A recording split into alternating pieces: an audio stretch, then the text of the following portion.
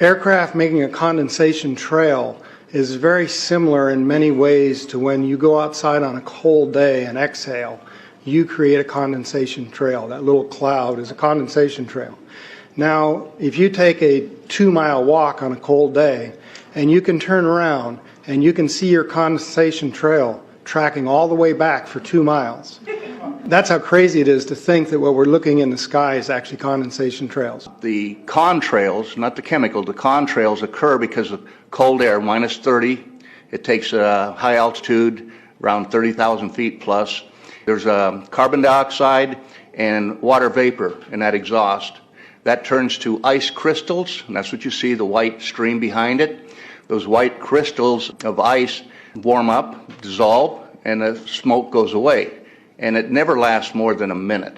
What we're seeing now, and I first could not believe it, and I started looking at the skies, and these are not normal. They're not natural. There's something going on. I don't know who it is or why they're doing it. All I can testify is it's not natural and it's not normal. It's got to be some outside influence doing that. Thank you. I'm here to give you testimony that chemtrails, they're not contrails, are indeed real. They're spraying almost every day. I watch the clouds and watch the spraying program going on. I want to tell you that we're in very great danger from the pollution that's coming down over us. And we've been led astray by the military-industrial complex, and they're responsible for the cloud's creation and weather manipulation programs. They're dark operations. That's why they're not out in the media. I look around and I see people are starting to look up and see this. Many times I've spoken about chemtrails, and I get this blank look on my face. What are you talking about? I'm saying, look up. As a pilot, before I fly, I look up. And so, boy, they're really out there working. When you look up at the sun and you see a white haze, that is aluminum floating in the air right now, and it's coming from the aircraft. There's a huge amount of aluminum being found because these sprays have aluminum, strontium, barium, manganese.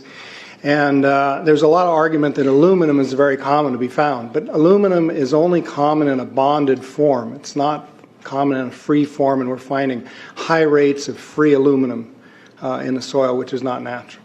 The metal compounds that are being used are environmentally dangerous. We need to be monitoring them. We need to be testing them. Okay, these previous guys, I've watched exactly what they do, and yes, they are correct. I've seen exactly the same stuff, so ditto marks on those. You want some figures? Okay, latest water test, tested the rain. 13,100 micrograms per liter of aluminum in the rain in 2013. Normally, it should be 0. So 13,100 is pretty damn much, folks. It used to be 0, then it was 100s in the 2000s, and then since 2010, it's into the 1,000s and the latest 13,100. In the snow on Mount Shasta, pristine Mount Shasta, 61,000 micrograms per liter, 4 times the amount that is found in the soil up there. Where in the hell is this stuff coming from if it's not coming from the soil?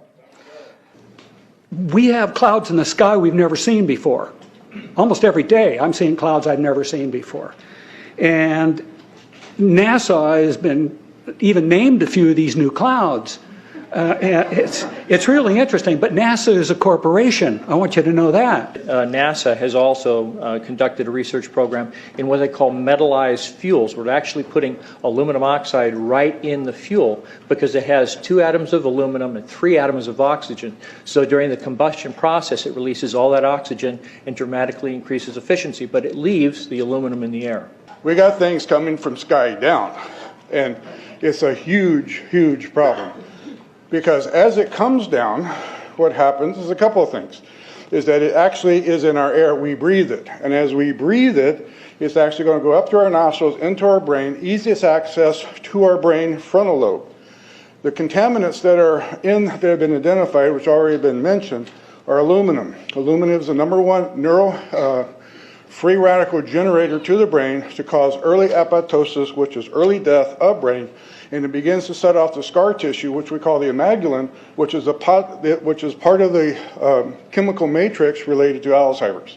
I'm a neurologist practicing in Reading for 17 years, and in the past 5 years, I have seen the number of patients with Alzheimer's disease, Parkinson's, and other neurodegenerative diseases tremendously increased, almost quadruple.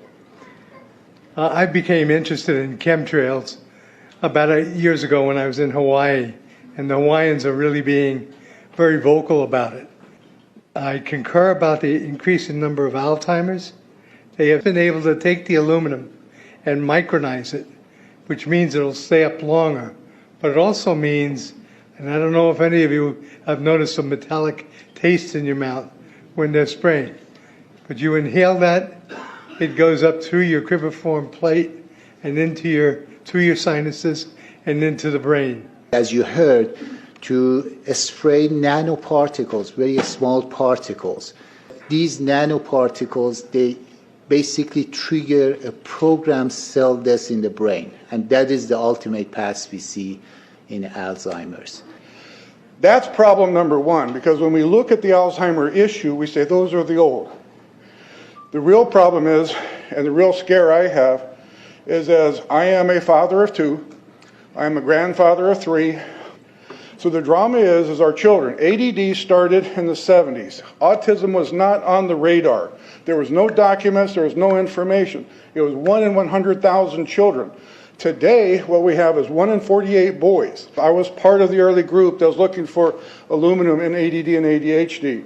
And all of those children that started to develop those phenomena had high levels of aluminum.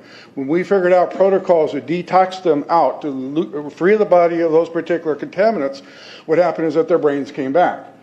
When we do this to the age, it doesn't come back as quick, but it will come back. But I'm seeing Alzheimer's in 56 years old. Back in the 70s, Alzheimer's when you were 80. If you remember 8 to 10 years ago, there was this big move to get rid of aluminum from underarm deodorant because it would cause Alzheimer's. Look what they're doing to us now. I want to give you a little bit of history on the background behind nanoparticles has been described before. A nanometer is 1/1000th of a meter. It's very small. In fact, if you have particles, say, that are 40 or 50 nanometers across, you can take and line 50 of them up next to a single red blood cell. These things are extremely tiny. They're pervasive. The collapse and decrease of agriculture is something I worry about even more than the previous info about autism and Alzheimer's. Believe me, I'm seriously concerned with what I'm watching.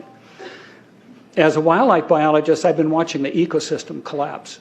When you lose all your stream organisms, when you have aluminum overload in your streams, you're killing your microbial bacteria and you're disrupting the entire ecosystem. So it goes way beyond just a little bit of pollution.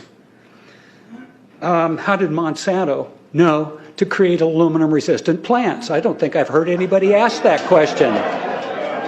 Okay. Insects. I've done studies in Siskiyou County. They're at 20% of normal. The aquatic insects basically made a nosedive in 2006 to about 20% of normal. So far this year, I've sampled 200 trout stomachs. 98% of them are empty. So sorry about the trout fishing, fellows. The mayflies, stoneflies, dipterus, and caddisflies are damn near gone. The terrestrial sampling is down to about 20% of normal, except for pest species like ants. We're seeing a loss of the major bird species, and as the gentleman said, the ecosystem is unraveling, and Audubon's been telling you that for years.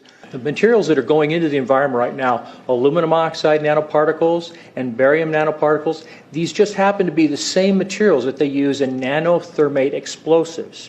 And so when this stuff settles down out of the air into the environment, it is small enough to be absorbed through the root structure of the trees in the forest. And so when there's a forest fire, and there will be a forest fire, those fires burn dramatically hotter. The point is that the cost of firefighting, the cost in the healthcare system have nearly doubled in the last 10 years. The amount of acreage is lost because of fires. The impact on human health is dramatic. I personally tested water and aluminum, and I found aluminum had 47 times the normal expected amounts. Strontium had 10 to 20 times the amounts.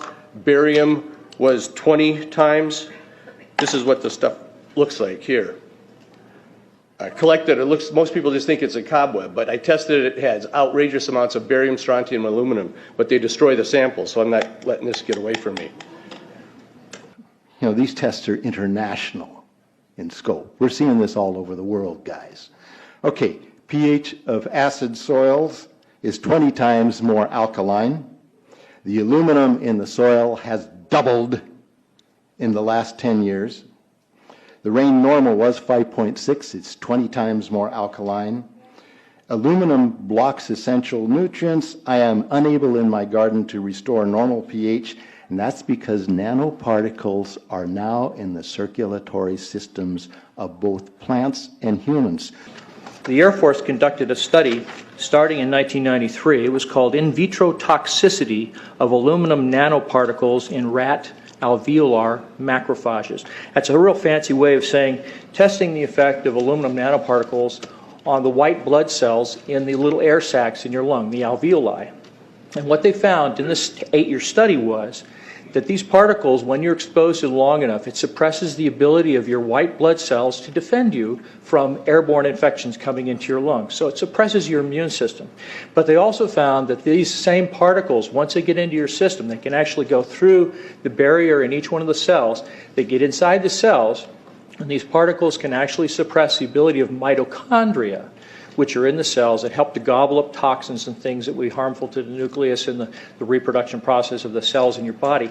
These processes are suppressed, and so essentially by breathing this material in, your immune system is dramatically suppressed. I wrote to the federal government because Air Force wrote a book, and on the first page of the book they said, we're going to control the weather by the year 2025. I asked them, what are they doing spraying these chemicals on the public? I said, there's violation of United States Code 50 USC 1520, which prohibits the American government from experimenting on the U.S. citizens with chemical agents. I said that law also requires who's ever experimenting, when the federal government does it, that they have to report to Congress within 30 days. They wrote back, they said they don't know what I'm talking about. We have enough evidence that there's a spraying going all over the place.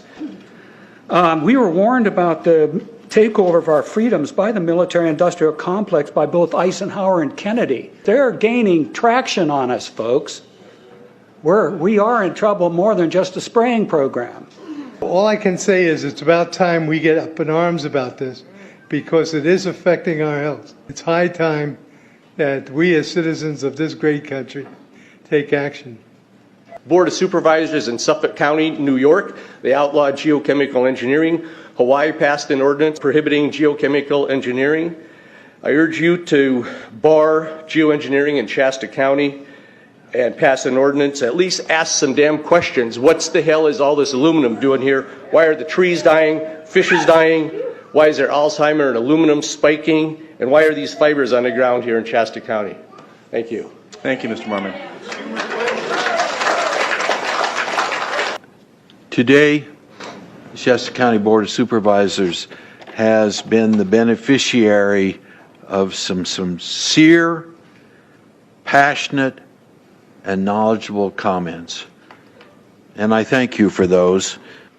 I am in agreement with my colleagues about sending letters and a call for action, but I would hope that we could go a step further. I would like for us to send a copy of this video where all of you spoke today, all 2.5 or 3 hours of this testimony, to be sent to our senators and our U.S. representatives, and also our representatives in the state of California. We'll do that. Let them listen to the passion that came out of this meeting today. Thank you. You have the motion in front of you. I think it's understood. All in favor, say aye. Aye. Any opposition? Motion passes unanimously.